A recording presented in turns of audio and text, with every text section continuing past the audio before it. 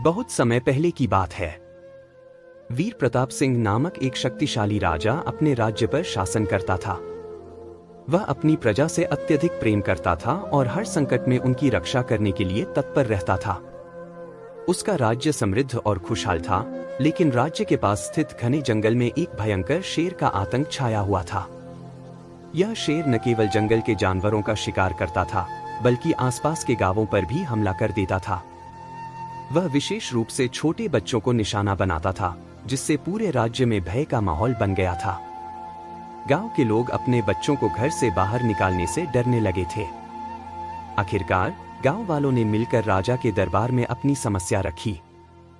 राजा ने उनकी बात ध्यान से सुनी और तुरंत निर्णय लिया कि वह स्वयं उस शेर का सामना करेगा। उसने अपने सबसे तेज घोड़े को तैयार कराया, अपनी तलवार और ढाल ली और कुछ सैनिकों के साथ जंगल की ओर चल पड़ा। जंगल में घुसते ही राजा और उसके सैनिकों को चारों ओर सन्नाटा महसूस हुआ। तभी अचानक उन्होंने कुछ बच्चों की चीखें सुनी। राजा ने देखा कि विशाल शेर दो मासूम बच्चों को घेर कर खड़ा था और बच्चे भय से कांप रहे थे। राजा ने बिना कोई समय गवाए जोर से ललकारा, "ए दुष्ट शेर, अगर हिम्मत है तो मुझसे मुकाबला कर।" शेर ने राजा की चुनौती को समझते ही जोर से दहाड़ मारी और बिजली की गति से राजा की ओर झपटा। राजा ने अपनी ढाल से शेर का वार रोका और अपनी तलवार से उस पर हमला किया, लेकिन शेर बहुत तेज था। वह राजा के वार को बचाकर पीछे हट गया। इसके बाद एक भीषण युद्ध शुरू हो गया।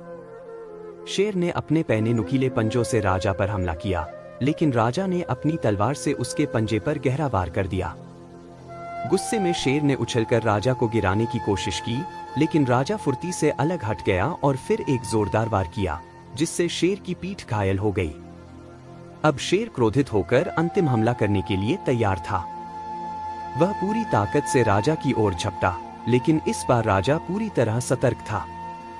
जैसे ही शेर राजा के करीब आया, राजा ने पूरी शक्ति से अपनी तलवार से उसकी गर्दन पर वार किया। शेर की दहाड़ जंगल में गूंज उठी और वह धराशायी हो गया। राजा ने घायल बच्चों को अपनी गोद में उठाया और सुरक्षित गांव ले आया। जब गांव वालों ने देखा कि राजा ने राक्षसी शेर का अंत कर दिया है, तो उनकी खुशी का ठिकाना न रहा।